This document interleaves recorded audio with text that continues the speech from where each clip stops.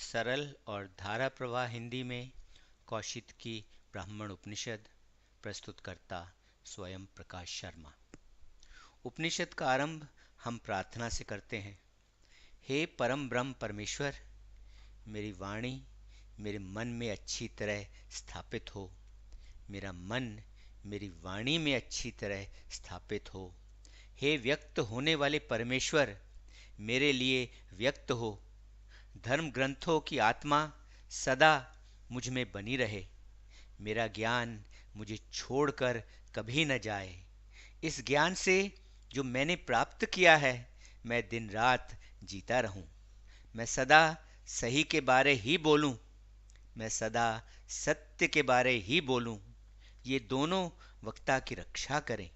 ये दोनों मेरी रक्षा करें। इन दोनों को वक्ता की रक्षा करने दो।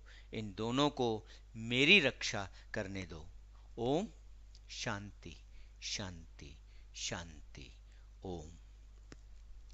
कौशिक की ब्राह्मण उपनिषद को कौशिक की उपनिषद भी कहते हैं। यह ऋग्वेद के कौशिक की आरण्यक का हिस्सा है, जिसके 15 अध्याय हैं और इनमें से 4 अध्याय उपनिषद हैं। उपनिषद में इन विषयों पर चर्चा है: पुनर्जन्म, कर्म का जीवन पर असर, जीवात्मा और ब्रह्म एक हैं, इस बात का एहसास व्यक्ति को ब्रह्म बना देता है। अपनी आत्मा को समझ न पाना व्यक्ति को इंद्रियों का दास बना देता है। मुक्ति कर्म और ज्ञान से आती है, ना कि इंद्रियों से। आत्मा और ब्रह्म एक ही हैं और यही एकता सब जीवों में व्याप्त है। उपनिषद को 4 भागों में प्रस्तुत किया गया है। प्रत्येक अध्याय एक भाग है। पहले भाग में परिचय भी है। उपनिषद। चित्र गांग्यानी यज्ञ करना चाहते थे, जिनके लिए उन्होंने आरुणि को चुना, लेकिन आरुणि स्वयं वह यज्ञ करवाने नहीं गया। उसने अपने पुत्र श्वेतकेतु को यज्ञ करने भेज दिया। जब श्वेतकेतु गांग्यायनी के यहाँ यज्ञ करने पहुंचा, तो गांग्यायनी ने उससे पूछा, हे गौतम पुत्र, तुम मुझे कहाँ पहुंचाओगे?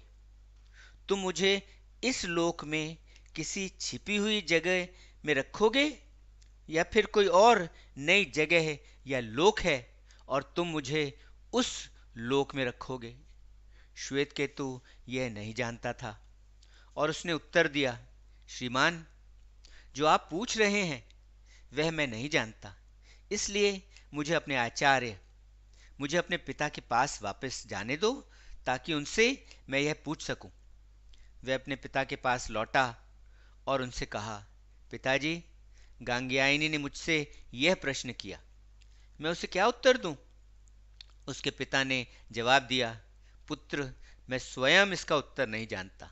आओ, हम दोनों उनके पास जाते हैं और उनसे वह सब सीखते हैं जो हमें नहीं आता। दूसरों से सीखने में हमें कोई संकोच नहीं होना चाहिए। चलो, हम दोनों उनके पास जाते हैं। तब वे उस समय की प्रथा के अनुसार हाथ में समिधा लिए गांग्यायनी के पास शिष्य के रूप में गए और उनसे कहा, आदरणीय, हमें पवित्र ज्ञान के छात्र के रूप में स्वीकार करो। गांग्यायनी ने उत्तर दिया, हाँ, मैं अवश्य तुम्हें शिष्य के रूप में स्वीकार करता हूं, क्योंकि तुम विनम्रता से और बिना अभिमान के पवित्र ज्ञान की शिक्षा की खोज में आए हो। तुम वाकई ब्रह्म ज्ञान प्राप्त करने के योग्य हो। आओ, मैं तुम्हें ब्रह्म अच्छे से और स्पष्ट रूप से समझाता हूं। तब गांग्यायनी ने अपनी शिक्षा आरंभ की। उसने कहा, सभी जीव जो मृत्यु उपरांत इस लोक से जाते हैं, वे सभी चंद्रमा को जाते हैं। चंद्रमा के 2 समय होते हैं, पहला प्रकाश वाला समय और दूसरा बाद का अंधकार वाला समय। पहले और प्रकाश वाले समय में चंद्रमा इन जीवों की श्वास लेती आत्मा से फलता फूलता है, इनसे वह पनपता है, जबकि बाद वाले अंधकार वाले समय में वह उन जीवों के फिर जन्म लेने का कारण बनता है। चंद्रमा वास्तव में स्वर्ग का द्वार है। जो कोई भी उस चंद्रमा द्वारा पूछे गए प्रश्न का सही उत्तर देता है, चंद्रमा उसे ऊपर के लोक को जाने के लिए मुक्त कर देता है। और इसके विपरीत जो प्रश्न का गलत उत्तर देता है या जो उत्तर दे नहीं पाता, चंद्रमा उस व्यक्ति को वर्षा बना देता है, जो वर्षा फिर पृथ्वी पर बरसती है।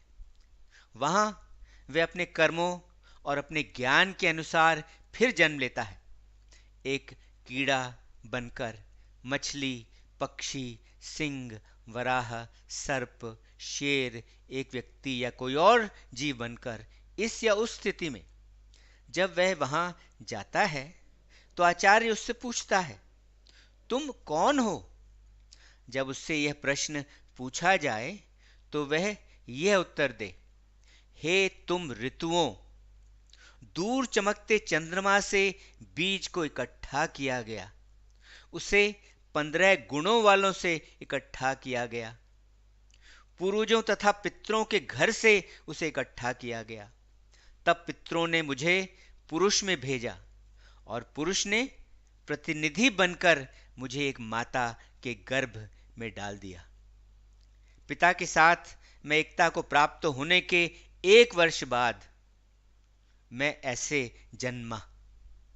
इस ज्ञान के लिए और इससे विपरीत ज्ञान के लिए मेरा जन्म हुआ। हे तुम ऋतुओं, इस सत्य से, इस तप से मुझे अमर बना दो। मैं ऋतुओं जैसा हूं, मैं ऋतुओं से जुड़ा हूं। फिर ऋषि अर्थात आचार्य उससे दोबारा पूछता है, तुम कौन हो? जिसका वह उत्तर देता है, मैं तुम हूं। तब आचार्य उसे मुक्त कर देता है। इस पथ पर आने के बाद वह सबसे पहले अग्नि के लोक में आता है, फिर वायु के लोक में, फिर जल के लोक में, फिर देवों के राजा इंद्र के लोक में, फिर प्रजापति के लोक में और फिर सृष्टिकर्ता ब्रह्मा के लोक में। इस ब्रह्मा के लोक में आर नाम की झील है, जो इस लोक में प्रवेश करने की सबसे पहली रुकावट है और उस लोक में इसकी दुश्मन है। और यहां वे पुल हैं जो इच्छा तथा क्रोध इत्यादि उत्पन्न करते हैं, जो यज्ञ नष्ट करते हैं। इस लोक में यष्टीय है, जो वो समय है जो हम इच्छाओं पर विजय पाने के लिए लगाते हैं।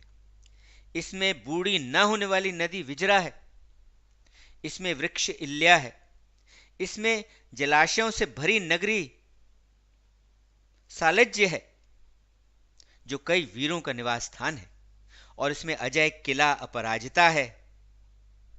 इसके इंद्र तथा प्रजापति 2 द्वारपाल हैं। इसमें सभागार विभु है, इसमें अमाप्य वैभव वाला दीवान अमितौजस है, इसमें प्रिय मानसी और उसकी सखी चौकसी है, जो दोनों मिलकर लोगों को, माताओं को, परिचारकों को, अप्सराओं तथा नदियों को बुनती हैं। वह जो इसे ऐसे जानता है वही इस लोक में आता है। ब्रह्मा उसकी तरफ दौड़ते हैं और कहते हैं, वास्तव में मेरी ही वैभव के कारण यह कभी भी बूढ़ी न होने वाली नदी विजरा तक पहुंच सका है, जहां पहुंचकर यह कभी बूढ़ा नहीं होगा। 500 अप्सराएं उसकी ओर जाती हैं। 100 अपने हाथों में फल लिए, 100 अपने हाथों में मालाएं लिए, 100 मरहम लिए, 100 वस्त्र लिए तथा 100 सुगंध वाले पदार्थ लिए हुए। वे उसे ऐसे आभूषणों से सजाते हैं जो ब्रह्मा के लायक हैं। जब वह ऐसे सज चुका होता है तब वह ब्रह्मा की तरफ बढ़ता है। वह आर झील पर आता है, जो उसकी पहली रुकावट है। इसे वह मन से पार करता है। वह इस झील तक पहुंचने पर वे जो केवल अपना वर्तमान संबंधी समय ही जानते हैं और जिनके विचार स्पष्ट नहीं हैं और इधर उधर टकराव वाले हैं, वे इस झील को पार नहीं कर पाते, बल्कि इसमें वे डूब जाते हैं। फिर वह यष्टीय पलों पर आता है, जो समय उसने अपनी इच्छाओं पर विजय पाने के लिए लगाया था, और उसकी इच्छाएं उससे दूर भाग जाती हैं। वह कभी बूढ़ी न होने वाली नदी विजरा पर आता है, जिसे वह केवल अपने मन से पार करता है। वहां वह दोनों अपने अच्छे और बुरे कर्मों को झाड़ देता है।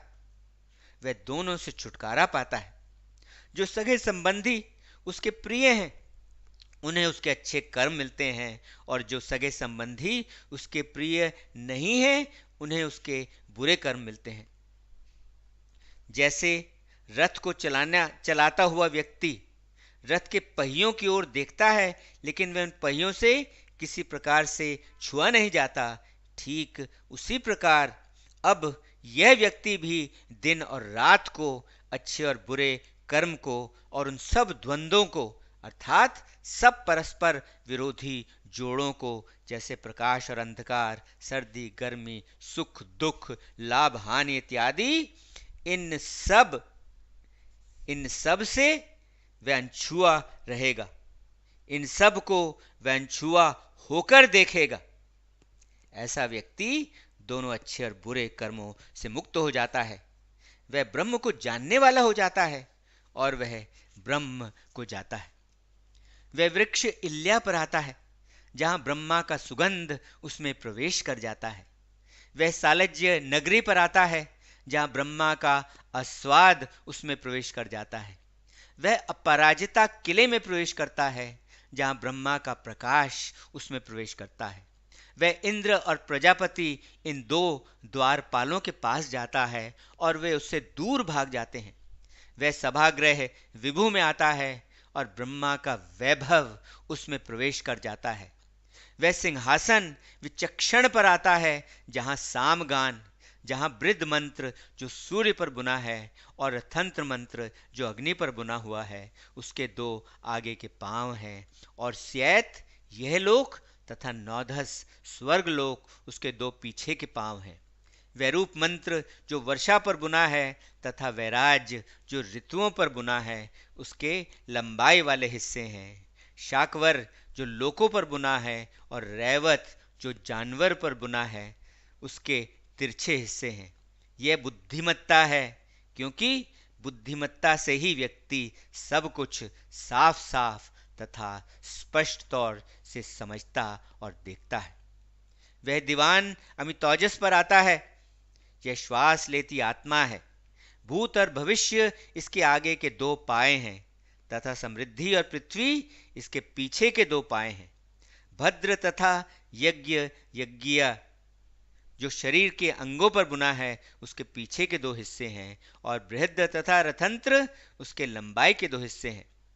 ऋग्वेद के मंत्र तथा सामगान लंबाई में खींची डोरी है। यजुः सूत्र तिरछी खींची डोरी है, और चांद की किरणें इसका मसनद है। उद्गीत इसका आवरण है, और समृद्धि इसका तकिया है। इसी दीवान पर ब्रह्मा बैठते हैं। वह जो यह सब जान लेता है, वह भी इस दीवान पर केवल एक पैर से ही चढ़ जाता है। तब ब्रह्मा उससे पूछते हैं, तुम कौन हो? जिसके उत्तर में उसे यह कहना चाहिए, मैं ऋतुएं हूं, मैं ऋतुओं से जुड़ा हूं। अंतरिक्ष मेरा स्रोत है। मैं बीज के रूप में स्वयं प्रकाश पर ब्रह्म से एक पत्नी के लिए उत्पन्न हुआ हूं। मैं संवत्सर 12 महीनों वाले साल का तेज हूं, और हर जीव के लिए मैं आत्मा के रूप में हूं। तुम हर एक जीव की आत्मा हो। जो कुछ आप हैं, वह सभी कुछ मैं भी हूं। तब ब्रह्मा उससे पूछते हैं, मैं कौन हूं? उसे यह उत्तर देना चाहिए, तुम सत्य हो। और सत्य क्या है?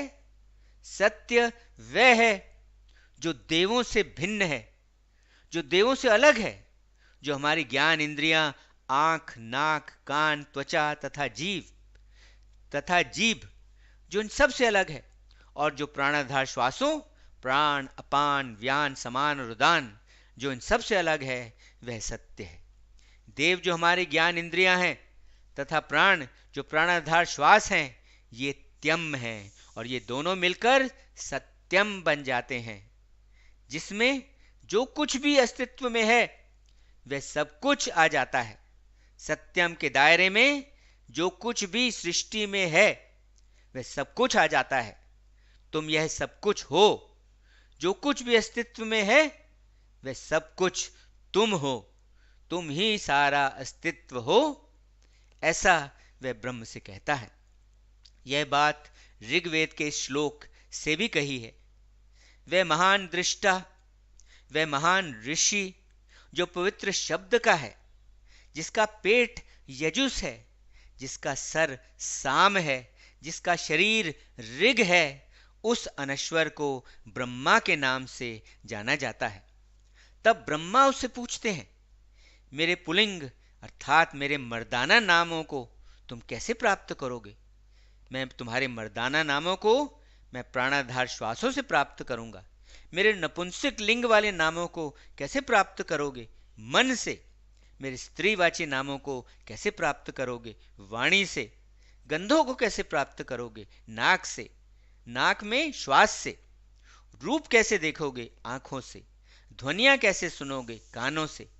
खाने पीने का स्वाद और जायका कैसे लोगे? जीभ से। अपने कर्म और काम कैसे करोगे? अपने दो हाथों से। सुख दुख पीड़ा कैसे अनुभव करोगे? अपने शरीर से। आनंद कैसे भोगोगे और संतान कैसे पैदा करोगे? अपने उत्पादन अंग से। गति या चलना फिरना कैसे करोगे? अपने दो पैरों से। किससे तुम इच्छाएं, विचार और जो कुछ जाना जाता है यह सब किससे प्राप्त करोगे? अपनी बुद्धि, अपनी प्रज्ञा से। ऐसे उसे ब्रह्मा के प्रश्नों का उत्तर देना चाहिए। तब ब्रह्मा उससे कहते हैं, यह जल जो मेरा लोक है, अब यह तुम्हारा भी लोक है। जो भी विजय मेरी है, अब वह तुम्हारी भी विजय है। जो कुछ भी मेरा है, अब वह सब कुछ तुम्हारा भी है। ब्रह्मा की विजय और जो कुछ भी ब्रह्मा का है वह सब कुछ उसका भी हो जाता है, जो यह सब जानता है। हाँ, वह सब कुछ उसका भी हो जाता है जो यह सब जानता है। इसके साथ ही कौशिकी ब्राह्मण उपनिषद का पहला अध्याय तथा पहला भाग संपन्न हुआ। ओम शांति शांति शांति। ओम।